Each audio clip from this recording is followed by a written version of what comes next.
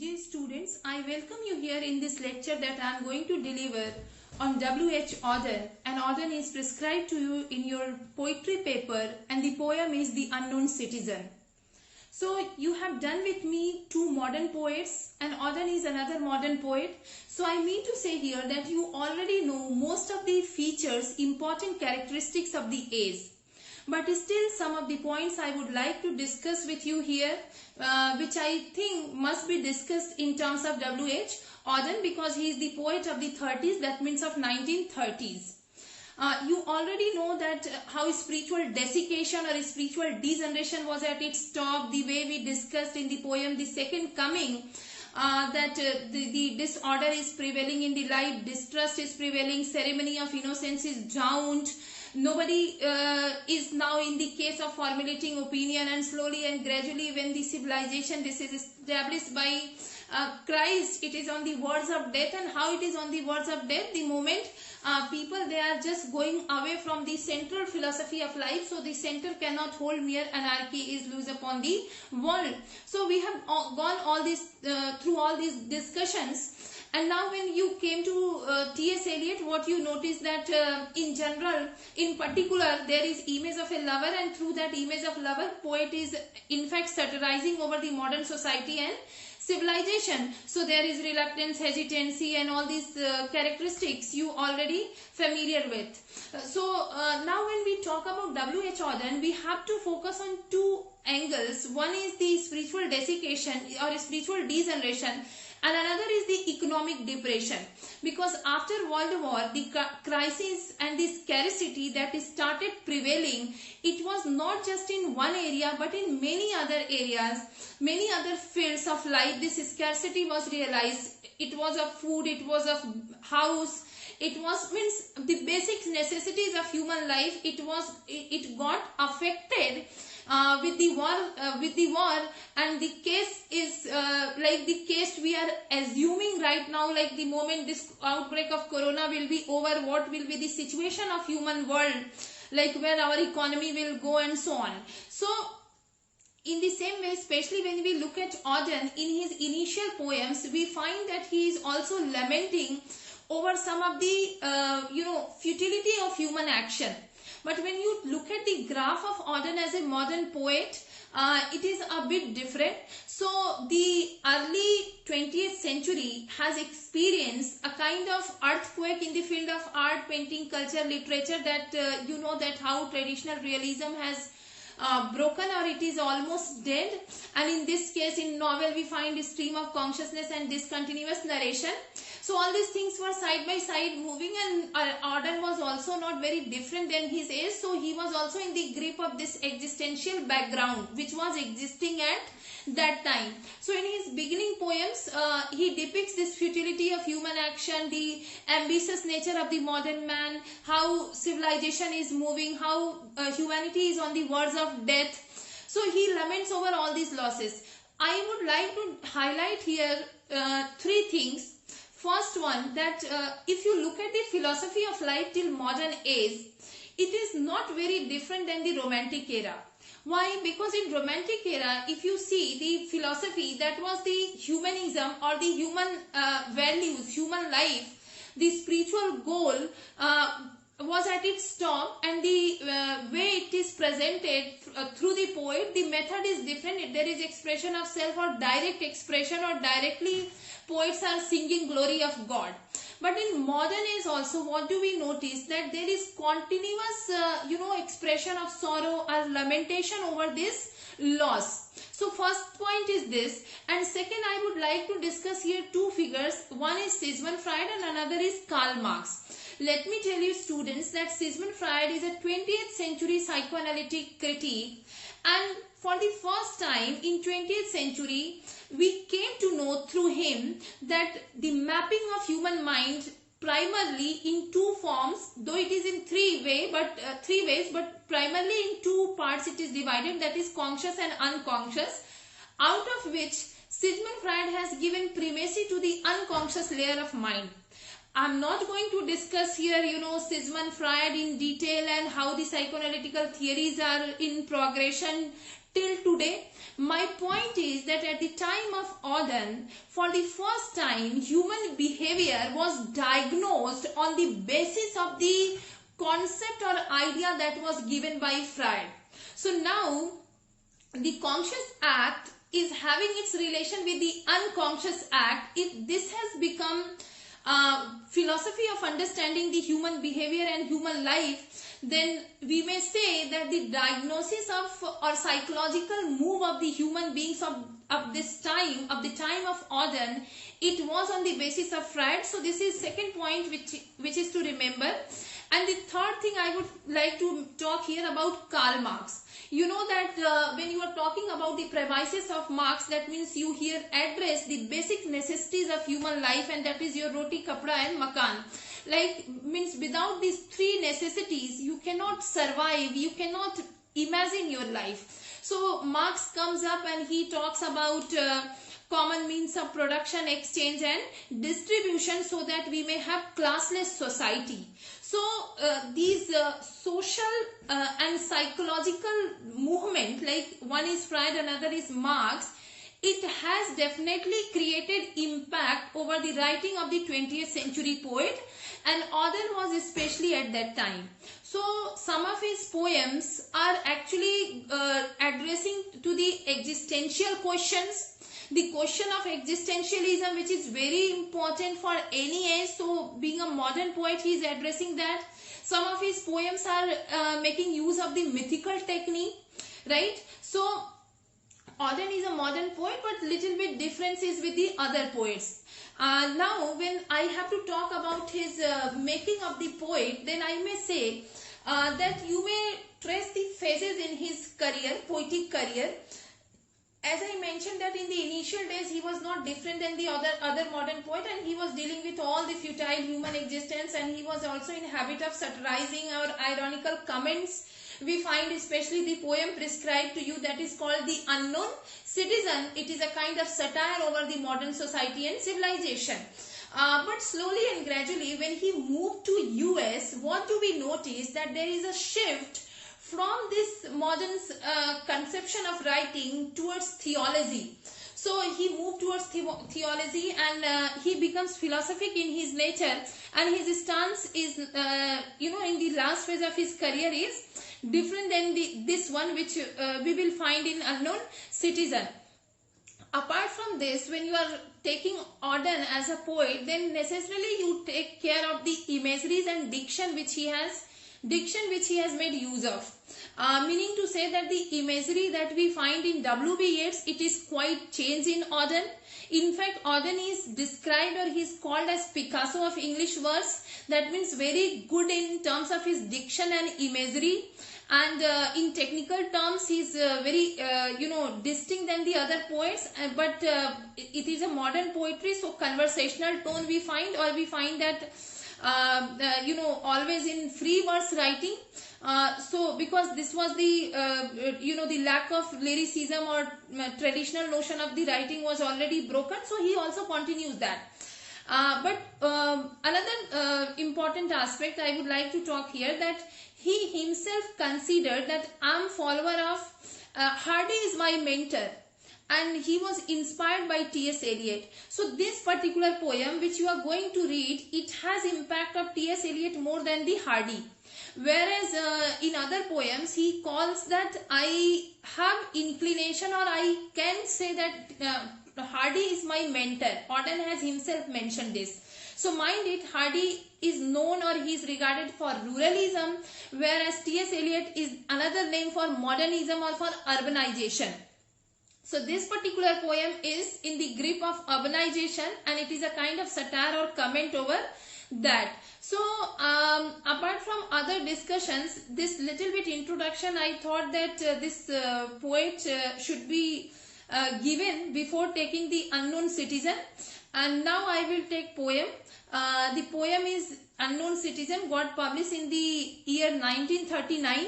And how it begins, let me take the some of the lines, then probably I'll be able to complete explanation in two parts. So as I time and again repeated here, the unknown citizen and the unknown citizen. If you just open your poem and you see that there is a subtitle of the poem. So the title of the poem requires our attention. What is he's talking about a citizen. He's talking about an individual who is a resident of one particular nation, and of course he is Englishman, so we can imagine that he's talking about England or his own country, right? So there is a citizen, there is a person, there is an individual, but that individual has no name, and the title of the poem is Unknown Citizen. And when you are talking about an individual in terms of citizen or citizenship, that means necessarily you want to evaluate his entire personality, like what kind of contribution he has done in terms of his nation, either he is a good man or not, what was his social behavior. So how one person is defined up to the mark, or good or bad, right? Here it is not only matter of good and bad, like how you collect the data of a person, of a citizen. And because this is the modern society, then we have systematization. So in this systematized world, you have all the records, you have full of descriptions, but the irony is what, that you don't know name of that person. So just as you suppose participated, you were there in the Kargil war, you became a martyr, right? You have sacrificed your life, and after death, what do you find? That you don't have your name over your tomb, and just the number is increased, just the number is given, J7378, J7379, 380, and this is how numbering is done. So the title, which is very catchy, this marble monument is erected by the state. So that means by government, by state, by officials, this monument is erected, and where this title is given, and this title includes the number 378, and there is a series code, right? So meaning to say that Unknown Citizen is satire over the modern civilization and society, which claims to be most systematic, most organized, most orderly. So many departments are here to keep record, but still people fail to provide name of the person who is supposed to be a martyr, or who is supposed to be a good human being whose tomb deserve his certain contribution. So what is this? You are able to write 10 lines for each statesman, but you don't have name of that person. So you will find the lines, and then I think you'll be able to understand that why this satire is needed in this civilization and society. Real value is lacking. Real means of life is lacking. The way manipulations are sometimes done, poet tries to expose these follies. So here is the poem, The Unknown Citizen. He was found by Bureau of Statistics to be one against whom there was no official complaint. So Bureau of Statistics, that means the department of the government which keeps record, which has collection of number. So Bureau of Statistics has given clean chit to him, to this person who is called here as Unknown Citizen. Right? Like if when your horoscope is extracted by the government, then how government makes your horoscope? Government makes it on the basis of its departments. So this department and that department, one department is what? This stats department. So he says stats department states that there is no complaint against him. Like if you are a criminal and ever against you any case is filed, then statistics will give this record that no, once against him a case was filed, so he is suspicious, he is a suspicious man, and he should be diagnosed again whether he was right or wrong, and what kind of attitude he was holding in his life.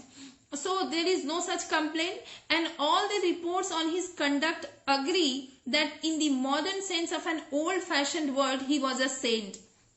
So everyone will be agreeing with this report that in terms of the modern definition, this particular citizen upholds this kind of value in the society that he can be declared a saint, right? So who can be declared as a saint? The one who is very friendly with the others, not harming, there is no complaint of that guy in the police station, and no, no just any blot is there, you are morally also strong. So these records are maintained, but there is no name of that person. So it is a satire or comment over the modern system and civilization. For in everything he did, he served the greater community. So another, when they are moving, government officials, they are moving ahead and they are looking after the record, then he says that he never did anything wrong for which he was punished ever in his life. So he was a member of the greater community. That means he served to the greater community, and greater community, that means the society recognized in the nation, right? So except for the war, till the day he retired, he worked in a factory and never got fired.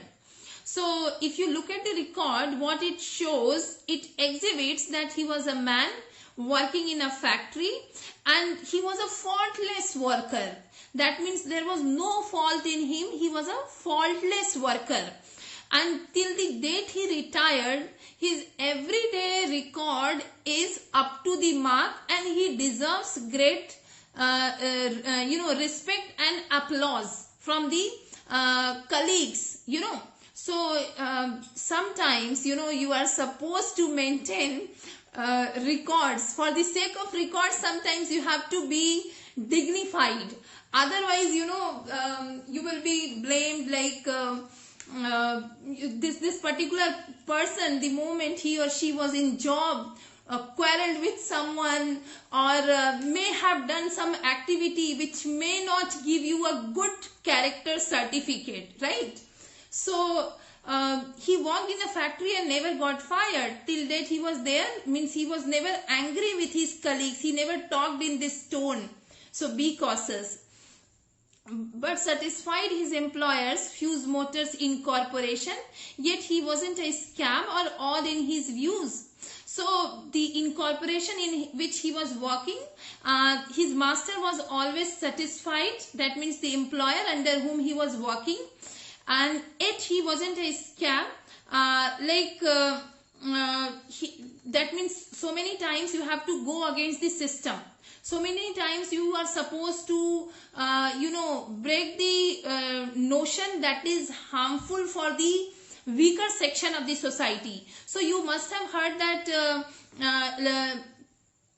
unions of the laborers, right?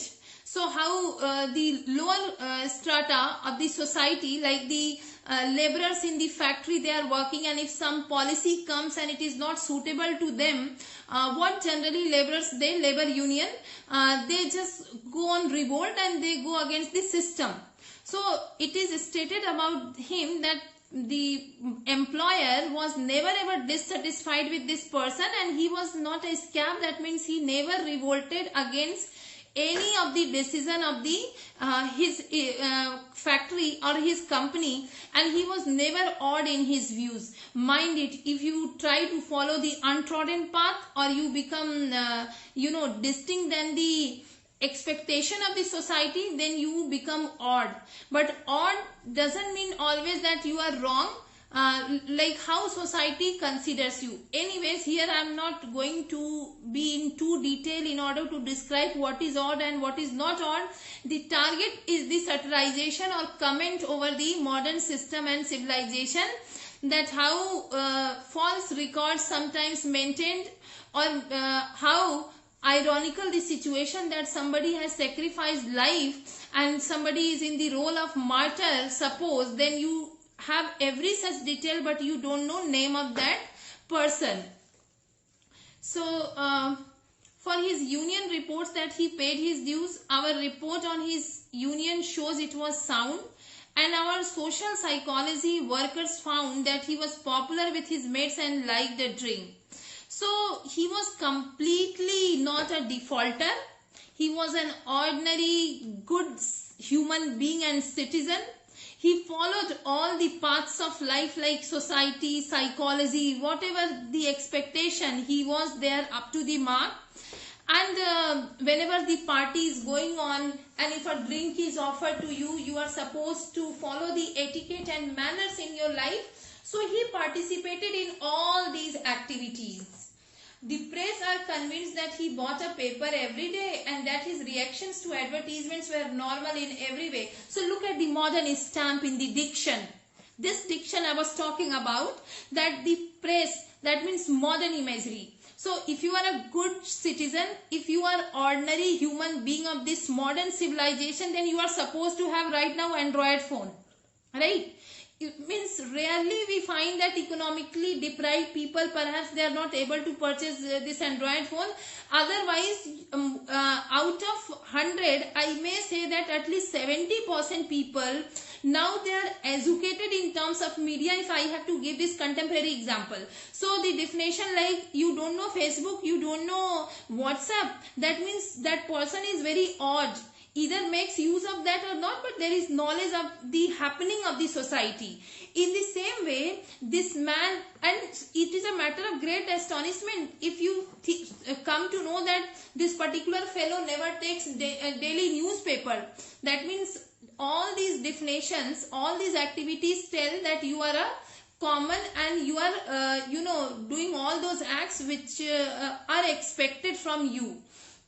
So, and that his reactions to advertisements were normal in every way. So generally, normally it happens that you find that many advertisements are there, and why these advertisements take place in the newspaper, so that we common readers, when we will read these newspapers like common mass, they will react against that. So why ads come on TV, on television, on internet, why these ads are there, so that we may react against that. So we have seen ad of a beauty cream, so started purchasing. So means he was also started taking interest in all, he had also taken interest in all these things. So it is to prove that he was absolutely a normal man, and advertisements were normal in every way. Policies taken out in his name proved that he was fully insured. So another department of the government, life insurance, right? We are also having in India this Jeevan Bima. So life insurance, it suggests that, okay, this fellow is, so if you go to the foreign countries and you say that you don't have your life insurance, then people will just hold their head there in the foreign countries, because nobody can talk about a person and even a vehicle without insurance. So there is insurance of vehicle and there is insurance of life also. How ironical it is. Is there anyone in life who can insure your life? And this time is itself greatest example. We are having cars and we are having many such facilities, machines, and many such comforts and ease we have generated for ourselves. But today, due to corona, we all are not secured. Our life insurance is not working. The moment this virus attacks on anyone, this life insurance is not working. There is no remedy, no solution. The people, rich people like Ambani, or a poor working in the field or deprived of 2 times meal, both are in same condition. So if you are ready to give insurance to others, and if you have taken insurance, in any way it's not working. So poet comments on this situation of the modern civilization and society, that how you can talk about insurance, but record shows that he had insurance, so he was a absolutely normal man. I think I should stop here because video will be too long, then it creates too much problem in upload, and in next one I will complete the remaining lines. In case of any doubt, please ask. Thank you.